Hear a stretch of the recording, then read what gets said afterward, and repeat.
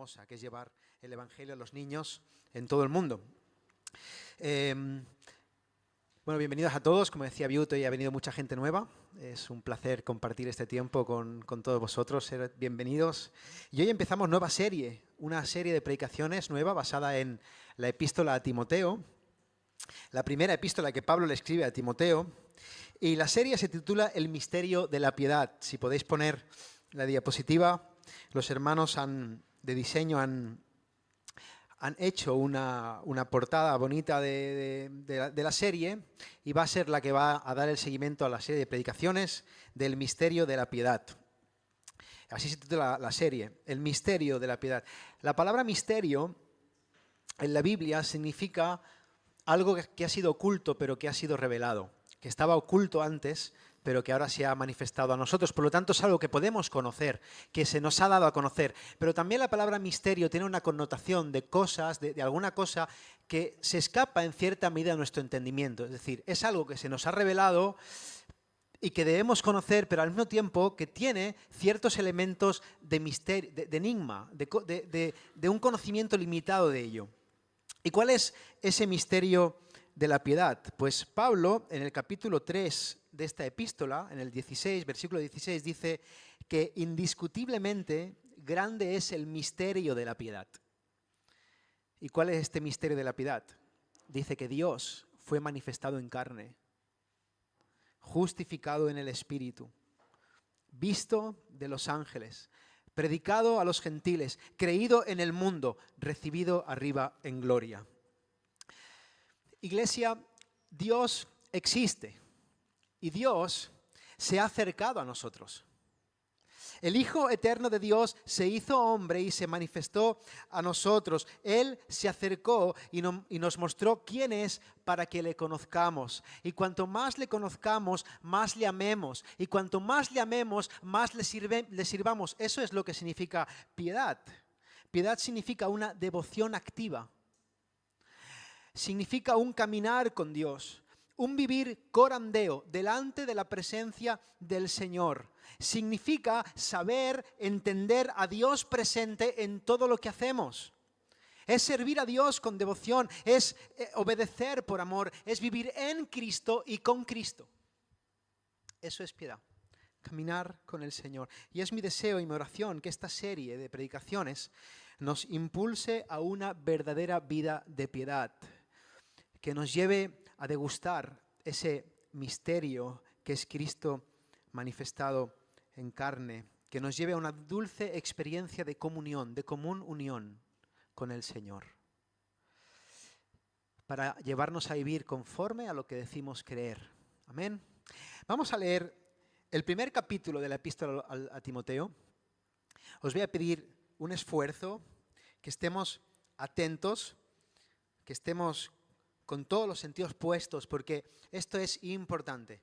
Nuestra alma depende de ello, nuestro corazón depende de ello, y el Señor nos quiere hablar en esta mañana, así que vamos a poner atención a las palabras de Pablo a Timoteo, que son las palabras del Señor. Dice el capítulo 1 de primera epístola a Timoteo, leeremos hasta el versículo 20. Pablo, apóstol de Jesucristo por mandato de Dios nuestro Salvador y del Señor Jesucristo nuestra esperanza. A Timoteo, verdadero hijo en la fe, gracia, misericordia y paz de Dios nuestro Padre y de Cristo Jesús nuestro Señor. Como te rogué que te quedases en Éfeso cuando fui a Macedonia, para que mandases a algunos que no enseñen diferente doctrina, ni presten atención a fábulas y genealogías interminables, que acarrean disputas más bien que edificación de Dios que es por fe. Así te encargo ahora, pues el propósito de este mandamiento es el amor nacido de corazón limpio y de buena conciencia, y de fe no fingida, de las cuales cosas, desviándose algunos, se apartaron a vana palabrería, queriendo ser doctores de la ley, sin entender ni lo que hablan ni lo que afirman. Pero sabemos que la ley es buena si uno la usa legítimamente, conociendo esto, que la ley no fue dada para el justo, sino para los transgresores y desobedientes, para los impíos y pecadores, para los irreverentes y profanos, para los parricidas y matricidas, para los homicidas, para los fornicarios, para los sodomitas, para los secuestradores, para los mentirosos y perjuros, y para cuanto se oponga a la sana doctrina, según el glorioso evangelio del Dios bendito que a mí me ha sido encomendado. Doy gracias al que me fortaleció, a Cristo Jesús nuestro Señor, porque me tuvo por fiel poniéndome en el ministerio, habiendo yo sido antes blasfemo, perseguidor e injuriador, mas fui recibido misericordia porque lo hice por ignorancia, en incredulidad. Pero la gracia de nuestro Señor fue más abundante con la fe y el amor que es en Cristo Jesús. Palabra fiel y digna de ser recibida por todos, que Cristo Jesús vino al mundo para salvar a los pecadores, de los cuales yo soy el primero. Pero por esto fui recibido a misericordia, para que Jesucristo mostrase en mí el primero toda su clemencia para ejemplo de los que habrían de creer en Él para vida eterna. Por tanto, al Rey de los siglos, inmortal, invisible, al único y sabio Dios, sea honor y gloria por los siglos de los siglos. Amén. Este mandamiento, hijo Timoteo, te encargo para que conforme a las profecías que se hicieron antes en cuanto a ti, milites por ellas la buena milicia, manteniendo la fe y buena conciencia, desechando la cual naufragaron en cuanto a la fe algunos, de los cuales son Himeneo y Alejandro, a quienes entregué a Satanás para que aprendan a no blasfemar. Amén. Amén. Vamos a orar. Señor, te ruego en el nombre de Jesús que nos ayudes a mantener nuestra concentración, a estar enfocados en la exposición de tu palabra. Queremos oír tu voz, Señor, queremos entender lo que nos has dejado por escrito y que tu Santo Espíritu aplique a nuestros corazones estas verdades hermosas y pueda ser para fruto en esta iglesia. Ayúdame, Señor, a exponerla con fidelidad y a bendecir a tu pueblo, edificándole sobre el glorioso Evangelio. Te lo ruego en el nombre de Jesús. Amén. Me gustaría empezar esta predicación con una pregunta. ¿Quiénes somos, hermanos, nosotros? ¿Quiénes somos? ¿Qué venimos a hacer aquí domingo tras domingo, los miércoles, en la reunión de oración? ¿Qué significa que seamos miembros de la iglesia? En unos días, por cierto, el 12 de octubre vamos a empezar un nuevo curso de membresía. Los interesados pueden hablar con nuestra hermana Mercedes para conocer la iglesia, para entender qué es lo que creemos, para saber si queremos unirnos a esta congregación, porque cuidamos eso, queremos que haya una membresía sana en esta congregación. ¿Pero qué significa ser miembros de una iglesia? Nosotros somos la iglesia del Señor. La iglesia es una palabra griega que está formada por dos palabras que en definitiva significa los que son llamados afuera. Los llamados fuera. Los llamados fuera del sistema de pensamiento de este mundo, ekklesía. Llamados fuera, santificados para el Señor. Somos los representantes de Dios en la tierra. Somos, como Pablo afirma en el capítulo 3 de esta epístola, columna y baluarte de la verdad. Eso es la iglesia del Señor. La iglesia, la verdadera iglesia, es la institución más importante sobre la tierra. Una iglesia local es una embajada del cielo, es un pedazo del reino de Dios en la tierra, y la iglesia tiene la misión de ser columna y baluarte de la verdad, de sostener la verdad, de defender la verdad, de proclamar la verdad. Y esta carta se escribe bajo este fundamento. Pablo es un apóstol, es un enviado de Dios con autoridad del cielo. Su voz es autoritativa. Lo que Pablo va a decirnos, nos lo está diciendo Dios mismo a través de su siervo. No se trata de una opinión, no se trata de un consejo, no se trata de una sugerencia, se trata del mismo Dios hablando a su pueblo. Y cuando Dios habla a su pueblo, ¿qué debe hacer? Escuchar, oír, prestar atención. Ahora, además de ser un apóstol con autoridad, Pablo es un pastor. Es un hombre con un corazón pastoral que le está escribiendo a su discípulo Timoteo, a otro pastor, acerca de cómo debe conducirse en la casa de Dios. Vale, ahora Timoteo eres pastor, y Timoteo puede preguntar, ¿y ahora qué? ¿Ahora qué hago? ¿Cómo se conduce este barco? ¿Cómo se supone que debo guiar a esta gente? ¿Qué debemos hacer? ¿Qué no debemos hacer? ¿Cómo se conduce una iglesia? Pablo está discipulando a Timoteo, a su hijo amado en la fe, y lo está llevando a la madurez ministerial para que Timoteo sepa cómo enseñar a otros y esos otros sepan cómo enseñar a otros para que todos sean de edificación para la iglesia. Eso es lo que está haciendo Pablo. Pablo está tratando con un pastor para que aprenda a ser de edificación para el pueblo de Dios. Lo importante que aprendemos de esta carta, qué importante es el discipulado. Qué importante es que en una iglesia haya una cultura de discipulado. Como decimos en la iglesia, ¿no? Hacemos la dinámica de tener un Pablo, alguien con quien ser mentoreado, alguien quien te pueda enseñar y llevarte a la madurez, y también tener a alguien a quien discipular, ¿verdad? Con quien caminar, un Bernabé, alguien con quien hablar de tú a tú, un Pablo y un Bernabé, un compañero de milicia y un mentor. Por cierto, recordamos que nuestro hermano Ips nos está ayudando a crear una lista en los miembros para que sepamos quién está siendo discipulado por quién. Y todos debemos tener en esta congregación a alguien que nos discipule, que nos lleve a la madurez, y también a alguien con quien caminar para rendir cuentas, para confesar pecados, para ser discipulados. Así que te animo, si no estás en esta lista, que a mí me ayuda a supervisar desde la pastoral, a que lo hagas, tengas importancia acerca del tema del discipulado. Pero también aquí aprendemos la importancia de la formación del liderazgo.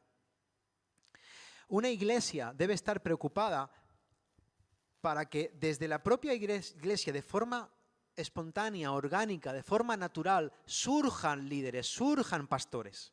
Y para eso los pastores debemos dedicarnos a formar a otros pastores, y la iglesia debe estar educada, enseñada, para que eso sea fomentado y que cuando ocurra la iglesia sepa reconocerlo.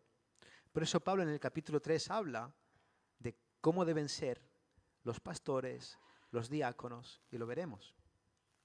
¿Cómo se supone que debe conducirse la iglesia del Señor? ¿Cómo debemos llevar a cabo la obra del Señor en este lugar? Y esto es importante, hermanos. ¿Por qué? Porque la iglesia del Señor no deja de recibir ataques, desde dentro y desde fuera. El diablo odia con todas sus fuerzas la obra de Dios, y el diablo siempre está buscando cómo poder atacar a la iglesia, siempre está buscando la brecha por donde colarse y hacer daño, y por esa razón el siervo del Señor debe estar preparado para enfrentar esos ataques, y lo debe hacer, como veremos en la carta, cuidándose a sí mismo y también sabiendo cuidar a la iglesia. Pablo le dice a Timoteo que se quede en Éfeso, en esa ciudad, para cuidar la doctrina en la iglesia y asegurarse de que los hermanos vivan conforme al Evangelio. De hecho, si leemos la carta a los Efesios, Pablo escribe una carta a la iglesia en Éfeso, vemos cómo hay un especial énfasis en esa carta en que la iglesia entienda cuál es su verdadera naturaleza. Es una carta muy de entender qué es la iglesia y cómo Dios de judíos y gentiles ha hecho un solo pueblo en Cristo. Y por lo tanto deben huir de la división, deben estar fundamentados en el Evangelio. Un pueblo unido por Cristo. Y el caso, vemos en esta epístola que Pablo le escribe a Timoteo, que en esa iglesia, en Éfeso, había personas que estaban contaminando a la congregación con mentiras que pervertían el Evangelio. ¿Y cuáles eran esas mentiras? Bien, eran herejías en cuanto al uso de la ley. Eran herejías en cuanto al uso de la ley. Y esto nos lleva al primer punto de este mensaje, el mal uso de la ley. ¿Qué es la ley? ¿Qué es la ley de Dios? Bueno, la ley podría definirse como los mandamientos de Dios expresados en ordenanzas. La ley es el fundamento del pacto de Dios con Israel. Dios hizo un pacto con Israel basado en la ley. Israel debía obedecer la ley. Si la obedecía, sería bendecido. Si la desobedecía, sería maldito. Era un pacto en conformidad a la ley. Y Israel debía vivir conforme a sus preceptos si quería permanecer en comunión con Dios. Ahora, el término la ley también hace referencia a los 5 libros del Pentateuco, de los primeros libros de la Biblia. Cuando la Biblia habla de la ley, está hablando de Génesis, Éxodo, Levítico, Números y Deuteronomio. Los 5 libros del Antiguo Testamento. Esos libros que escribió Moisés son el fundamento de la fe de Israel y el fundamento también de la fe cristiana.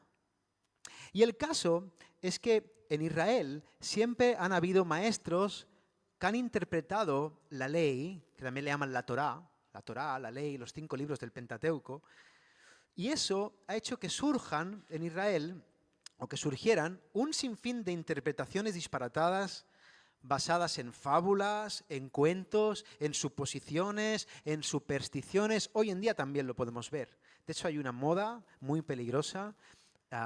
Se llaman judíos mesiánicos, ¿verdad? Y están afectando mucho al pueblo de Dios, a la iglesia del Señor. Están infiltrándose con mentiras acerca de un mal uso de la ley. Y también vemos ejemplos como, por ejemplo, el Talmud o la Mishnah, que son interpretaciones explicadas en forma de aplicaciones o de historietas, que tratan de aplicar la ley en base a una tradición. No son la Biblia, sino más bien historias de los judíos que interpretan la Biblia a su manera. Y tenemos, por ejemplo, podemos encontrar cosas muy variopintas, muy disparatadas. Es interesante leer el Talmud, leer las fábulas del Mishnah. Está bien. Por ejemplo, tenemos la Cábala. Habéis oído hablar de la Cábala, ¿no? La Cábala es una forma de interpretación bíblica que se basa en atribuirle un número a cada letra del hebreo e interpretar el versículo en base al número que te da. ¿Vale? Por ejemplo, voy a ponernos un ejemplo que me ha parecido gracioso. Si leemos en Génesis 1, ¿qué dice al principio de la Biblia? En el principio creó Dios los cielos y la tierra. En hebreo es Bereshit bara Elohim et hashamayim bet aretz, como todos sabéis. Pues aquí en esta frase dice Bereshit bara Elohim et. Bien.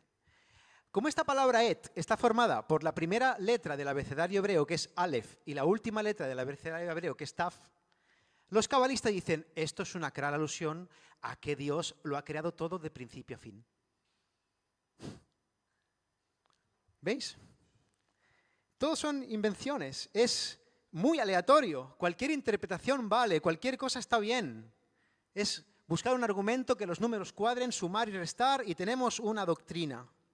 O por ejemplo, tenemos el libro de los jubileos, que es una interpretación de la historia de Israel contada en periodos de...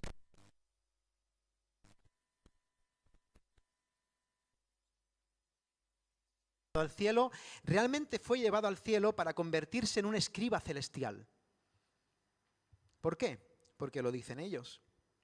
Todos son invenciones que no están en la ley y buscan interpretar la ley de una forma imaginativa, rebuscada. Buscan hablar donde Dios guarda silencio y tergiversan el verdadero mensaje de la Biblia y el verdadero propósito de la ley. Y a este tipo de fábulas y de genealogías se está refiriendo Pablo cuando habla de esto. ¿Y por qué es importante esto? Bueno, es importante primeramente porque detrás de esta forma de tratar la Biblia hay un corazón arrogante. Hay arrogancia. Este tipo de personas no tienen ningún conocimiento real de lo que hablan y solamente son motivados por el orgullo. Esta forma de tratar la Biblia es pecaminosa, alimenta el ego fingiendo estar en contacto con un conocimiento especial. Y cuidado, hay personas que son así, que disfrutan descubriendo cosas ocultas, buscando siempre tres pies al gato y en el fondo no quieren llegar a ninguna conclusión, simplemente especulan, quieren sentirse especiales, quieren buscar cosas ocultas. Son personas que usan la Biblia para satisfacer su propia curiosidad, pero la Biblia no tiene ningún efecto real en ellos. Estas personas desvían a los demás de su necesidad de Dios. Los lían, los despistan. ¿Por qué? Porque esa forma de usar la Biblia no lleva a las personas a comprender cuál es el verdadero camino a la salvación. Y por último, esto es importante, como dice Pablo, porque son cuestiones que no edifican a la iglesia. Hermanos, no tiene ningún interés para nuestra vida espiritual especular en las letras de Génesis si tienen un mensaje oculto o no. No tiene ningún interés a tratar de averiguar qué es lo que le pasó a Enoc cuando fue transportado al cielo. En primer lugar, eso es imposible de saber para nosotros porque Dios no nos lo ha querido revelar. Pero en segundo lugar, ¿qué importancia tiene eso? La pregunta que podríamos hacerle a los cabalistas es, ¿y a mí qué? Que te sume y te reste esto, ¿y a mí qué? Solamente sirve para ir de espiritual sin serlo y para generar disputas dentro de la iglesia. Porque este tipo de cosas especulativas son un foco de discusiones, de contiendas, de malos rollos, de grupitos, cuestiones vanas por las que la iglesia se distrae, se pelea, se divide. Por tanto, es un problema porque alimenta la arrogancia, porque genera divisiones y porque, y yo creo que Pablo aquí es en lo que se enfoca sobre todo, desvía a la gente de su verdadera necesidad espiritual.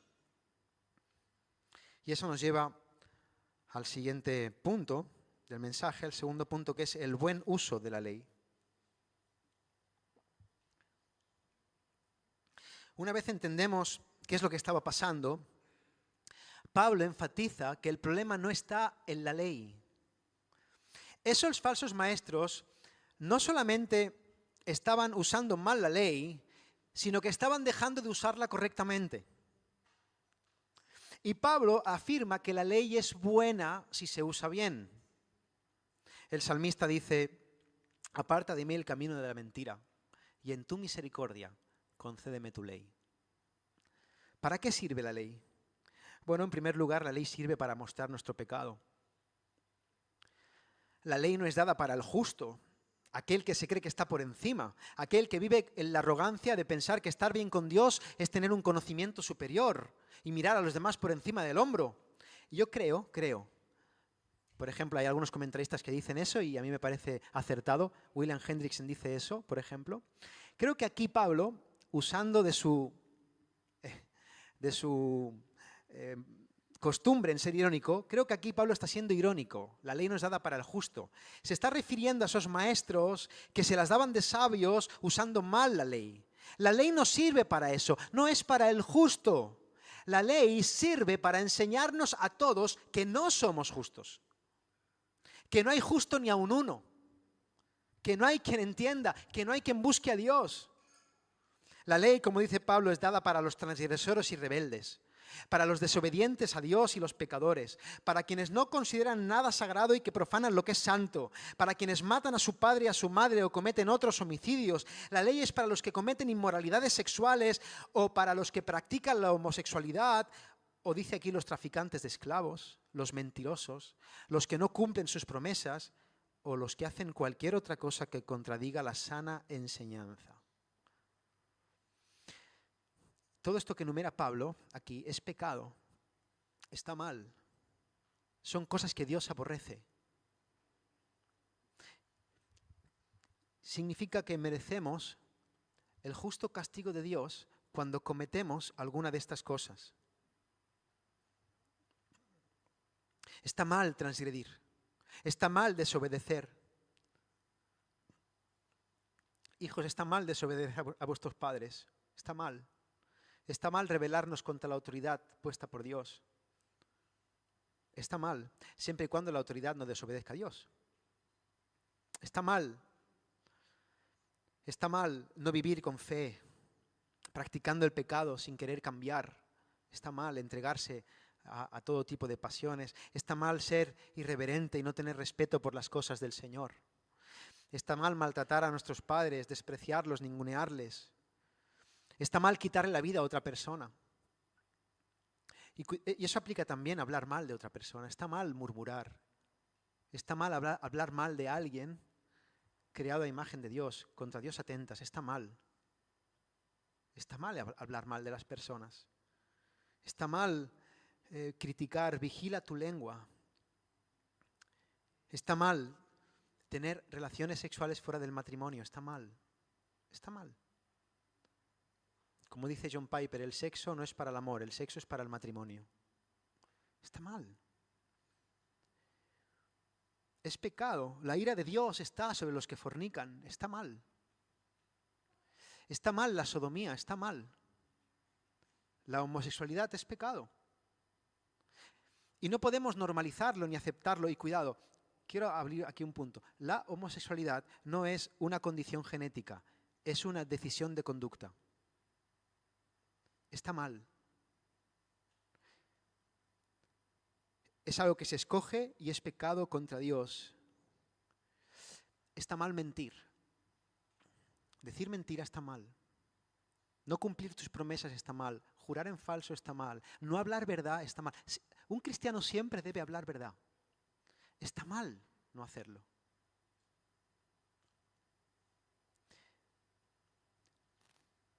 En definitiva, todo lo que se opone a la verdadera enseñanza. El cristianismo tiene una ética.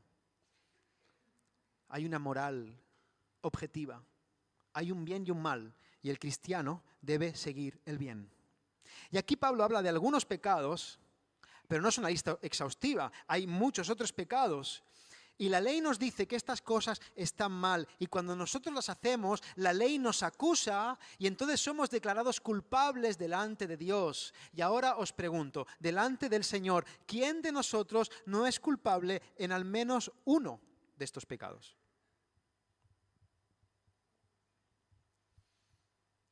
Jesús dijo, el que esté libre de pecado, tire la primera piedra.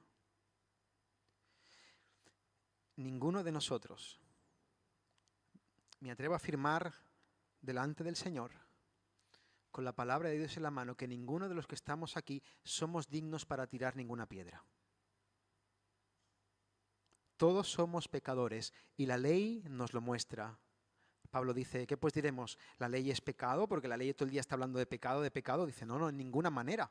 La ley es buena.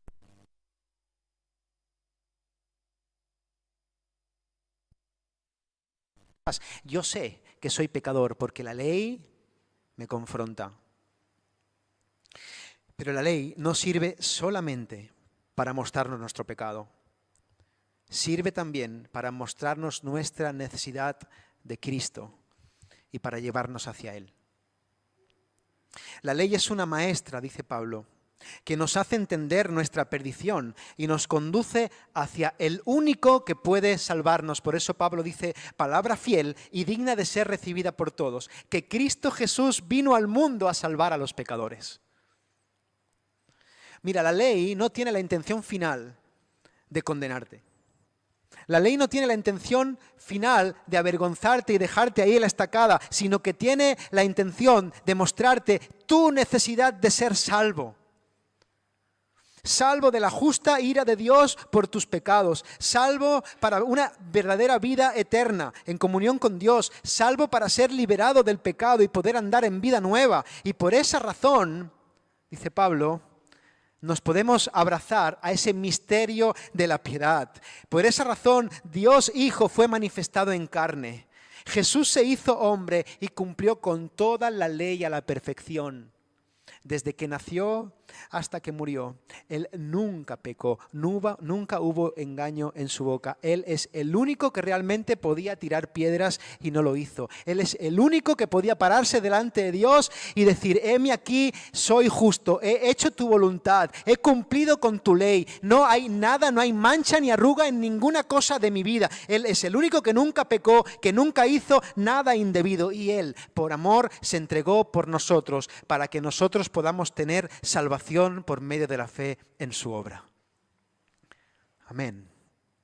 Y cualquier persona, no importa quién sea, ni de dónde venga, ni cuál sea su historia, cualquier persona que realmente crea en Jesucristo como su Señor y su Salvador, en este mismo momento tiene vida eterna. Dios no hace acepción de personas y su gracia siempre es mayor que cualquier pecado.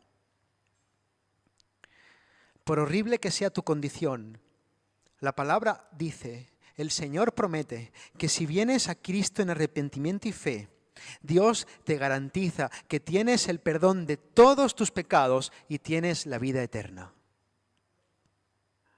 Ese es el glorioso evangelio que predicamos y que Pablo trata de cuidar con tanto celo.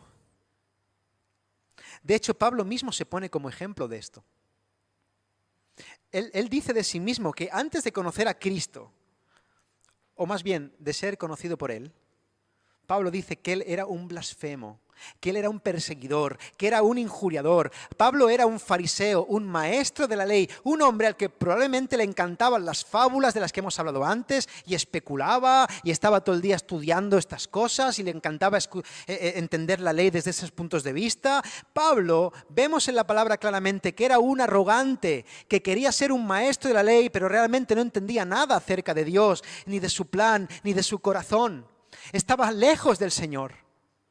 Mira, Pablo llegó a tal punto de ceguera espiritual, llegó a tal punto de malos entendidos en el Señor, que pidió al Sanedrín, que el Sanedrín era algo así como los mandamás de la religión judía, para que nos entendamos, ¿vale?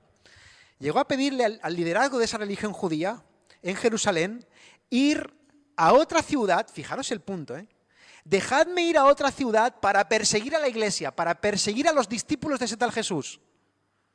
O sea, no se conformaba con liarla en Jerusalén, quería ser un misionero contra la misión. Pablo era un enemigo de Dios que vivía el engaño de creer que le estaba sirviendo cuando realmente le estaba azotando. Hasta que Dios dijo basta. Hasta que Dios dijo hasta aquí. Y camino a Damasco dice que se le apareció Jesús y le cambió el corazón. Jesús le dejó ciego de la vista durante 3 días, pero le dio ojos espirituales para toda la eternidad. Y el mismo Pablo dice, mas fui recibido a misericordia porque hice todo eso, que es horrible, que no debería tener perdón, pero lo hice por ignorancia. Lo hice en incredulidad. Y entonces Jesús, en la cruz, también clamó por él, Padre, perdónales porque no saben lo que hacen. Dice, por esto mismo fui recibido a misericordia y la gracia de nuestro Señor fue más abundante con la fe y el amor que es en Cristo Jesús. En otras palabras, hermanos, nuestras faltas son muchas, pero su gracia es mayor. Nuestras faltas son muchas, pero su gracia siempre es mayor. Ese es el poder del Evangelio. Mira, la ley, las normas, la ética, tiene su lugar, hemos dicho, pero eso es incapaz de salvar. La ley es incapaz de hacernos santos, porque la ley solamente sirve para señalar lo malos e injustos que somos y sacarnos la careta delante de Dios, pero no puede salvarte.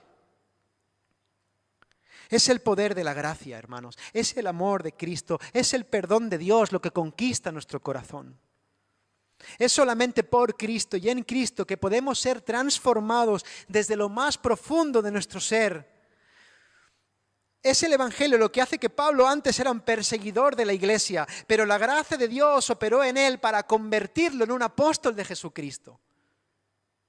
Un hombre enviado para edificar a su pueblo, para predicar que esto mismo que le pasó a él puede pasarle a cualquier persona. Eso mismo que me pasó a mí puede pasarte también a ti.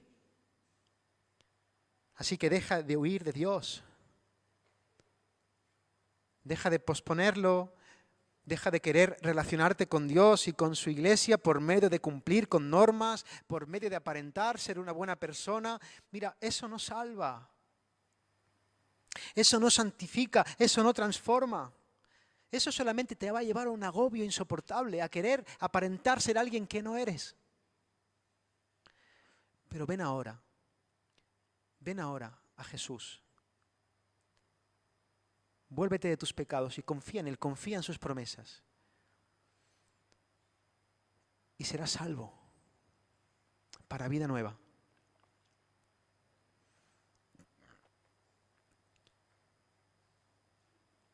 Hermanos, Pablo termina esta parte de la carta advirtiendo a Timoteo, a su hijo en la fe, las gravísimas consecuencias de desviarse del camino. Y aquí da 2 nombres, Alejandro e Himeneo. Pablo da nombres porque era un asunto público, todo el mundo conocía lo que estaba pasando. Y estos hombres eran unos falsos maestros que se prestaban a todo tipo de especulaciones, que desviaban la atención, que hacían un mal uso de la ley. Eran personas que generaban contiendas, que no querían arrepentirse. De tal manera que Pablo, con autoridad apostólica, los excomulga de la iglesia y los declara no creyentes, los declara posesión de Satanás, los entrega. Eso es muy fuerte, hermanos. Eso significa que Pablo delante del Señor, por inspiración del Espíritu Santo, entiende que esos hombres no son salvos, no son de Dios. No dan testimonio de ser creyentes porque están distorsionando el Evangelio y están haciendo daño al pueblo de Dios. Y como hemos dicho antes, la Iglesia es columna y baluarte de la verdad. Y la Iglesia tiene la responsabilidad delante del Señor de proteger el Evangelio cuando alguien lo pone en peligro. Lo tiene que hacer con amor, lo tiene que hacer con temor, con lágrimas en los ojos, pero tiene que cumplir su función. Y Pablo hace esto porque ama a la Iglesia y la quiere proteger, pero también lo hace porque ama a las personas, ama a Alejandro y a Himeneo. Mira, no ser cristiano es lo peor que puede pasarte. Qué tragedia que tu destino eterno esté ligado a la perdición por no estar en Cristo, no ser un discípulo de Jesús. Qué tragedia estar sin Dios en el mundo. No ser cristiano es una tragedia. Y tenemos que llorar por aquellos que no son cristianos, pero hay algo peor todavía que no ser cristiano. Y es no ser cristiano y pensar que lo eres. Porque si eso es así, te estás autoengañando y te estás negando la oportunidad de recibir verdaderamente a Cristo. Y la Iglesia debe servir como instrumento de Dios por amor para que todo salga a la luz.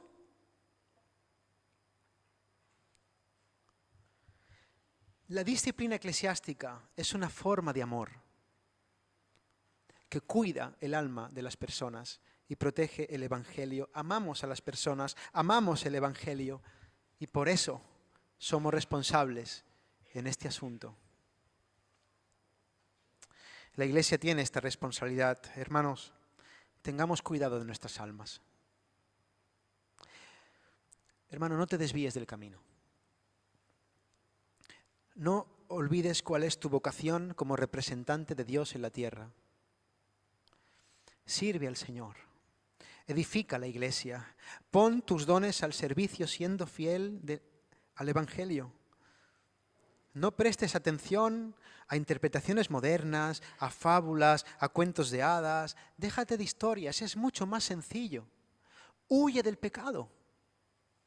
Dios aborrece el pecado, huye del pecado. Clama al Señor para que tu vida cada vez sea más santificada. Huye de todo lo que te aparte de Dios. Eso es madurez, hermano, ser santo. Amar lo que Dios ama, aborrecer lo que Dios aborrece. Eso es precisamente el amor. Fíjate cómo Pablo conecta la fe no fingida, la fe verdadera, la fe que tiene una ética con el amor. Eso es precisamente el amor que nace de una fe no fingida. Un amor verdadero que nos lleva a servir a la Iglesia con una conciencia limpia delante de Dios. No somos perfectos, pero somos sinceros. Somos íntegros delante del Señor. Y no nos apartamos del Evangelio. Timoteo, y con esto acabo ya, Timoteo tenía un llamado, una vocación pastoral. Pablo dice que había recibido la imposición de manos en conformidad a su ministerio pastoral. Fíjate cómo Pablo afirma continuamente que Timoteo es un verdadero hijo en la fe. Lo está como respaldando. Entiendo que en parte por protegerle de los ataques de esos falsos maestros, que cuidado, tenían mucha labia y sabían argumentar muy bien y sabían pillarte y eran retorcidos usando la Biblia. Pablo le dice más adelante que nadie tenga en poco tu juventud, Timoteo. Sé ejemplo, no te dejes pisotear, no te dejes amedrentar. Tenía un llamado. Y Timoteo debía permanecer fiel a este evangelio hasta la muerte, sin desviarse ni a derecha ni a izquierda. Esta era su batalla y debía mantenerse firme. Y esa también es nuestra batalla. Hermanos, no nos despistemos. Dejemos de prestar atención a cosas externas que nos desvían. La batalla es permanecer firmes en la gracia de Dios, en el Evangelio, sea en lo que sea que el Señor te haya puesto. Tu batalla es permanecer firme en el Evangelio, sirviendo a Dios con una conciencia limpia hasta el final de tus días. Y esta, iglesia, es una batalla que se libra de rodillas. Es una batalla que se libra en oración. Y es una batalla que nos lleva a reconocer la grandeza, la insondable, la impresionante gracia de Dios. Una gracia que cubre nuestro corazón, que nos asombra cada día y que nos lleva a reconocer, tal como Pablo reconoce en esta parte de la epístola, y dice, por tanto, el Evangelio es tan grande, es tan hermoso, que al Rey de los siglos, inmortal, invisible, al único y sabio Dios, a Él sea honor y gloria por los siglos de los siglos. Amén. Amén, hermanos. ¿Qué os parece si oramos al Señor? Mientras los hermanos de la alabanza se preparan para cantar una última canción, vamos a orar, que el Señor atesore esta palabra en nuestros corazones. Señor, amamos tu ley, queremos entender cómo debemos vivir, usar bien tus mandamientos, conocerlos. Pero sabemos que no es por la ley, Señor, que podemos vivir delante de ti, sino que es tu amor y tu misericordia, es tu gracia en Cristo, la que nos impulsa por amor a servirte. No permitas, Señor, que usemos mal la palabra, no permitas que nos desviemos, Señor, que no haya ninguna raíz de amargura en nosotros, que vivamos centrados en el Evangelio, en esa gracia transformadora, y que te sirvamos, Señor, para tu gloria en esta iglesia. Padre, edifica tu iglesia, Señor. Que en este lugar reine el amor de una fe no fingida, y que podamos servirte, Señor, con amor, con devoción. Pon piedad en nosotros, Dios mío. En el nombre de Jesucristo. Amén.